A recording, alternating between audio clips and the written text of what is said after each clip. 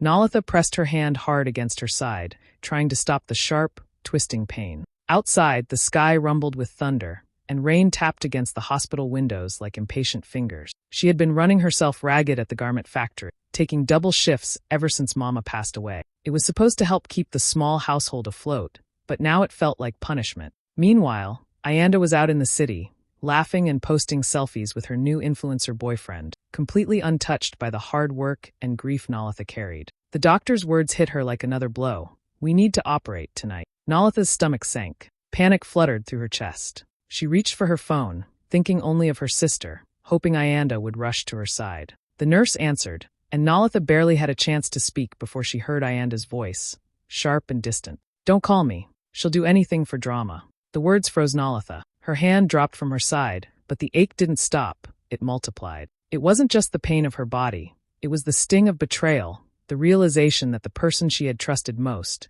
the sister she had loved and protected all her life, could dismiss her suffering so easily. Her chest felt tight, her breath shallow. Tears threatened, but she swallowed them down. She was alone, and in that hospital corridor, the storm outside seemed small compared to the storm growing inside her. She pressed her hand back to her side, wincing, and whispered to herself, "I can do this. I have to." Nalitha was wheeled down the dim hospital corridor, the flickering lights making the walls feel colder than they. Every room they passed seemed full of life, people laughing, flowers brightening the sterile halls, families holding hands, offering comfort. But for her, there was only silence. No familiar voices, no gentle touch of a hand she knew. Just the steady hum of machines and the soft roll of her wheelchair over the tiles. She tried to calm herself, taking deep breaths under the mask that hid her trembling face. Quiet prayers slipped from her lips, words she barely believed in but clung to anyway. The nurse noticed her fear and squeezed her hand gently. "You'll be fine, dear," she said softly. It was a small gesture, but it felt like a lifeline in the emptiness. Nalitha's eyes blurred with tears she refused to wipe away. Her mind drifted back to all the moments she had spent caring for Ayanda, protecting her from bullies in school, staying up late to help with homework, giving her last bit of money for a birthday dress, even when she herself had barely enough to eat. She had believed in their bond, in the promise of sisterhood. And now, lying on a stretcher, facing a surgery she had never imagined, she was completely alone. The betrayal cut deeper than the pain in her side, sharper than the fear of the knife waiting for. The corridor seemed endless. Each flicker of the fluorescent lights felt like a heartbeat counting down to something terrifying. Nalitha's hands tightened around the sheets, knuckles white. She whispered again, this time louder, as if saying it could make it true. "I will survive. I have to survive." Even in the silence, even in the loneliness, there was a strange clarity. She didn't need someone else to validate her courage. She had always been the one to stand up, to sacrifice, to fight for love that wasn't always returned. Tonight, she realized she would have to be enough for herself. And as the nurse guided her into the operating room, Nalitha closed her eyes, letting the fear mix with determination. Alone, yes, but not defeated. Nalitha and Ayanda had been inseparable growing up in Mansa. They shared secrets, laughter, and scraped knees, always finding comfort in each other's company. Mama used to say, "Ayanda has the beauty, Nalitha has the heart."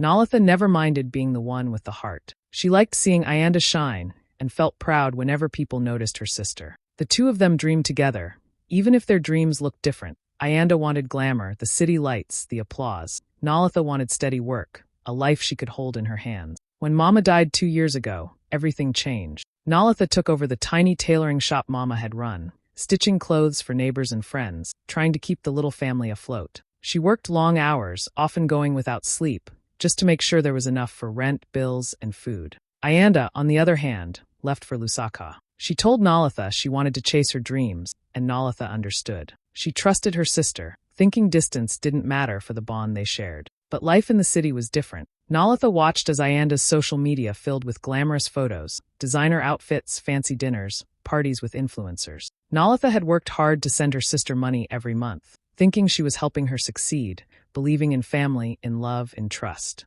Meanwhile, Ayanda portrayed a life of luxury Nalitha had paid for, sharing smiles and captions for likes, pretending she didn't need anyone but herself. Nalitha didn't know that Ayanda wasn't grateful or caring. She saw Nalitha as a source of cash, a reliable ATM, rather than a sister to be cherished. Nalitha remembered the little moments from their childhood, Ayanda holding her hand when she was scared, Nalitha staying up all night to help her with homework, the way they whispered secrets under the mango tree in their backyard. Those memories now felt like a weight pressing on her chest. She had loved without condition, had given without expecting anything in return. And yet, when she needed her sister the most, Ayanda had been absent, her love only a performance for the world to see. Even so, Nalitha's heart stayed steady. She carried those memories not as pain but as a reminder of who she was. Someone who gave deeply, loved truly, and despite everything would rise. The betrayal cut deep, yes, but it also showed her strength. She had built a life from sweat and care, and she would continue, not for Ayanda, not for anyone else, but for herself. The moment the anesthesia took hold, Nalitha felt the world dissolve around. The bright hospital lights, the muffled voices, even the steady beeping of machines, it all blurred into a haze. Fear tightened in her chest, and a single thought ran through her mind. If I don't wake up, who will even care? Her breaths came shallow, uneven, and the cold of the hospital floor seemed to seep into her bones, even from under the blanket. The surgery was dangerous. Her appendix had ruptured, and the infection had spread faster than anyone expected. Nalitha's body had been fighting a silent war, and now the doctors were inside, racing against time. Hours passed, or maybe minutes, she couldn't tell. All she knew was the faint scent of antiseptic, the quiet murmurs of the surgical team, and the steady hum of machines monitoring her fragile body. Somewhere in that fog, she felt the weight of her life balanced on a knife's edge. When she finally opened her eyes, the world came back in slow, distorted fragments. Her vision was blurry, her throat dry, and even breathing felt like work. The bright lights of the recovery room cut through her daze, making her squint. She tried to move, but her arms felt heavy, her body like it belonged to someone else. Panic started to creep in, until something, or rather, someone caught her attention. A man was sitting beside her bed. She didn't know him. His face was calm, almost kind, and there was a gentle warmth in the way he leaned forward, resting a hand lightly on the edge of the bed. He didn't speak at first, just watched over her as if he had been there the whole time. Nalitha blinked, confusion and gratitude mixing in her chest. She had expected emptiness, silence, maybe even abandonment. Instead, here was a stranger, patient and present, in the quiet aftermath of her fight for life. Her lips moved, trying to form a question, but only a hoarse croak came out. The man smiled softly and said, "You're safe now. That's what matters." For the first time since she'd entered the hospital, Nalitha felt a flicker of something she hadn't felt in weeks: relief. She didn't know who he was, why he was there, or how he had found her, but in that moment, she realized she wasn't entirely alone. Not tonight. Not in this battle. She let her eyes close again, letting exhaustion pull her under, but this time with a small, quiet hope tucked into her chest. Maybe surviving didn't mean facing the world by herself. When Nalitha's strength slowly returned, the man beside her finally spoke properly. "I'm Tabo," he said, his voice calm and warm. He explained that he was a volunteer with a local community group. At first, Nalitha was confused. Why would a stranger sit with her in the hospital, someone she didn't even know? But Tabo smiled and told her something that made her heart skip. "I saw your name on the patient list and remembered you from the tailoring shop," he said. "My sister used to work there. You fixed my mother's dress for free once. Now it's my turn to help." Nalitha blinked. She had no memory of the man, but the kindness in his words made a lump rise in her throat. He didn't ask for anything, didn't expect recognition, didn't even know her well. He had remembered a small act of generosity from years ago and had chosen to repay it in the one way he could, by being there for her when no one else was. Over the next few days, Tabo came by faithfully. He brought meals she couldn't taste properly yet, helped make sure she had her medicines on time, and simply sat with her when the world felt empty. Sometimes he said nothing, just shared his presence, letting her feel supported without forcing words or pity. Nalitha found herself talking to him, sharing bits of her story she had kept buried, the loss of her mother, the betrayal by her sister, the fear that she was alone. Tabo listened. He didn't judge. He simply nodded, offering the quiet reassurance of someone who genuinely cared. For the first time in weeks, maybe months, Nalitha felt seen. She felt important not because of her struggles, not because she needed help, but because someone noticed her heart. The idea that someone could care without expecting anything in return was foreign, almost shocking, and yet deeply comforting. It made her realize how rare true kindness was, and how much it could heal. One afternoon, as she rested in her hospital bed, Tabo handed her a small cup of tea. "You've done so much for people you didn't even know," he said softly. "Sometimes the world has a way of giving it back, when you least expect it." Nalitha smiled, a small, tired smile, feeling the weight of loneliness lift a little. She had survived betrayal, fear, and pain, but for the first time, she felt the quiet joy of trust. Not in her sister, not in the world, but in someone who simply chose to be there. And in that choice, she found a spark of hope that maybe, just maybe, she didn't have to face everything alone. A few days after the surgery, Nalitha finally felt well enough to scroll through her phone. Her thumb paused on Ayanda's latest post. She stared at the screen, disbelief rooting her to the bed. The caption read, "Taking care of my sick sister. Family over everything, red heart." The photo showed Ayanda smiling, leaning over an empty hospital bed, looking like the perfect devoted sister. The post already had thousands of likes and hundreds of comments praising her kindness. Nalitha's jaw dropped. Her chest tightened, not from pain but from shock and anger. She had spent the last days entirely alone, fighting fear, pain, and uncertainty without her sister's presence, while Ayanda had turned her suffering into content for applause. Rage tangled with heartbreak, swirling in her mind, each scroll through the comments cutting deeper. She felt the sting of betrayal all over again, but this time it was magnified by the world cheering for someone who hadn't even shown up. For a moment, Nalitha wanted to respond, to expose the truth, to show everyone how empty Ayanda's act really was. But then she paused. She remembered the quiet strength she had felt while recovering, the kindness Tabo had shown her without expectation. She didn't need to fight with words or posts to prove her worth. Instead, she picked up her phone, focused on her own truth. She snapped a simple photo, her hospital wristband, the empty chair beside her, the quiet emptiness that had been her reality. She typed a caption that cut through the noise. Silence speaks louder than captions. No hashtags, no dramatic commentary, just the truth. She posted it and set the phone down, expecting maybe a few likes or a private message from someone who understood. Within hours, the post exploded. People began sharing it, commenting, connecting the dots. Some had seen Ayanda's post, some hadn't, but everyone felt the honesty in Nalitha's simple image. She didn't need to shout or exaggerate. Her quiet truth spoke louder than any staged photo ever could. For the first time in weeks, Nalitha felt a sense of power,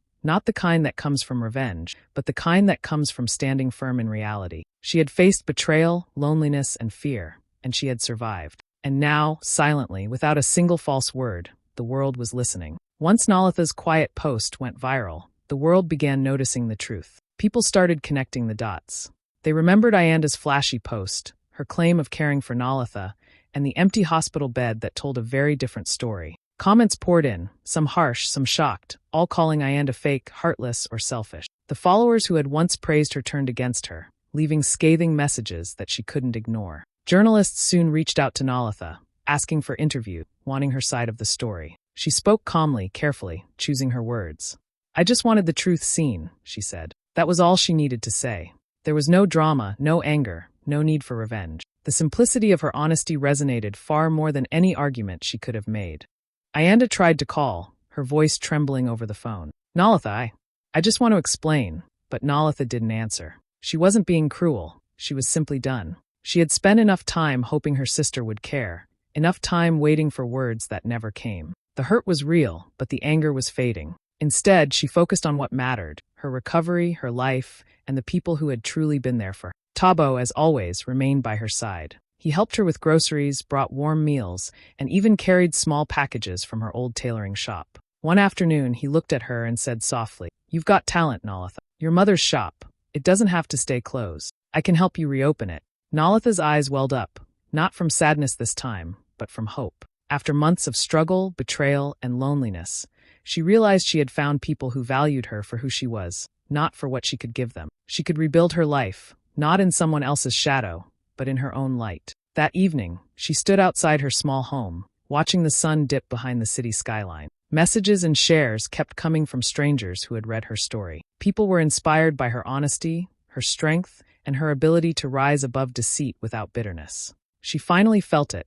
The world could be harsh and unfair, but it could also see and honor truth. And Nalitha, who had once believed she was alone, realized something profound. She had survived betrayal, gained a new community, and discovered the quiet power of being seen for who she really was. With Tabo's support and her own determination, she was ready for the next chapter. When Nalitha finally returned home, she wasn't expecting company, but there was Ayanda, standing on her doorstep with a forced smile and a camera crew waiting in the car. The moment felt surreal, almost like a scene from one of Ayanda's flashy social media videos, but Nalitha's heart was steady. She stepped forward, meeting her sister's eyes, calm but firm. "Let's talk, sis, for the vlog," Ayanda said, her voice too cheerful, too rehearsed. Nalitha shook her head. "No cameras," she said firmly. "This isn't content. This is life." Ayanda's smile faltered, just a fraction, but it was enough for Nalitha to see the truth behind it. "Do you know what you did to my image?" Ayanda hissed, frustration edging her voice. Nalitha didn't rise to the bait. She answered quietly, almost softly, but with the weight of truth behind every word. No, Ayanda. You did that to yourself. The neighbors had started peeking from their doors, whispering among themselves as they watched the confrontation unfold. The air felt thick, tense with years of hidden resentments and betrayal now laid bare. Nalitha's calm, measured presence made Ayanda's usual confidence crumble. The girl who thrived on likes, comments, and followers now had nothing. No audience, no applause, no ally. Ayanda looked around, realizing how small and exposed she was in the quiet street. Her fake bravado dissolved completely. Without a word, she turned and walked back to the car, the cameras following her like vultures capturing her humiliation. The neighbors murmured among themselves, some nodding quietly at Nalitha, as if acknowledging the victory of truth over pretense. Nalitha closed the door behind her, taking a deep breath. She didn't feel triumphant or bitter, just clear. She had faced her sister without fear, without drama,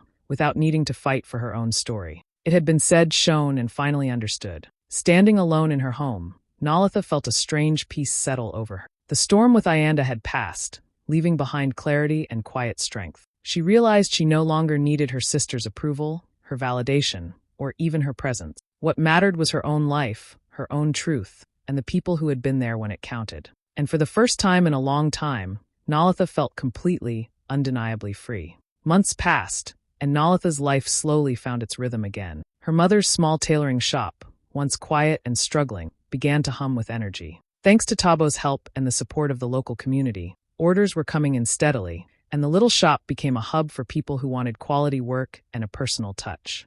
Word spread not just about the sewing, but about the woman behind it, Nalitha, whose story of courage and honesty had inspired many. People began supporting small businesses run by women, seeing in her determination a reflection of their own dreams. Nalitha didn't stop there. She began mentoring young girls in the neighborhood, teaching them not just how to sew, but how to stand strong in a world that often underestimated. She shared stories of her mother, her struggles, and the lessons she had learned through betrayal, loss, and survival. The girls listened wide-eyed, learning that resilience wasn't just about fighting. It was about staying true to yourself, even when no one else would. Tabo remained by her side, first as a friend, then as something more. Their partnership grew naturally, built on respect, trust, and shared effort. Together, they managed the shop, brainstormed ideas, and laughed at the small victories along the way. One afternoon, as they organized fabric rolls for a large order, Tabo looked at her and said softly, "You thought you were alone that night, but maybe that's how God cleared your path." Nalitha smiled, a mix of gratitude and understanding in her eyes. It was true. Sometimes being alone forced her to see her own strength, to recognize the people who truly cared, and to build the life she had always deserved. Every day brought new challenges, but also new joy. The shop flourished not only because of skill, but because it carried a story of resilience and hope. The girls she mentored grew more confident, carrying the lessons of courage and honesty into their own life. And through it all, Tabo's presence reminded her that kindness and loyalty were real, not just words. For the first time in years, Nalitha felt whole. She had survived betrayal, pain, and loneliness, and she had turned it into something that could help others. Her life wasn't perfect, but it was hers, built from love, trust, and the strength she had found within herself. The small shop in Lusaka was no longer just a business. It was a symbol of a new beginning, a quiet but powerful proof that even after the hardest storms, life could bloom again.